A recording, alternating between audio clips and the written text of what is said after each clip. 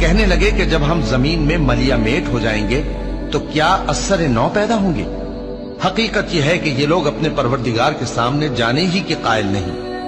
कह दो कि मौत का फरिश्ता जो तुम पर मुकर्रर किया गया है तुम्हारे रूहें कब्ज कर लेता है, फिर तुम अपने परवरदिगार की तरफ लौटाए जाओगे और तुम ताज्जुब करो जब देखो कि गुनाहगार अपने परवरदिगार के सामने सर झुकाए होंगे और कहेंगे कि ऐ हमारे परवरदिगार, हमने देख लिया और सुन लिया, तू हमको दुनिया में वापस भेज दे कि नेक अमल करें, बेशक हम यकीन करने वाले हैं। और अगर हम चाहते तो हर शख्स को हिदायत दे देते, लेकिन मेरी तरफ से ये बात करार पा चुकी है कि मैं दोज़ख को जिन्नों और इंसानों सबसे भर दूंगा।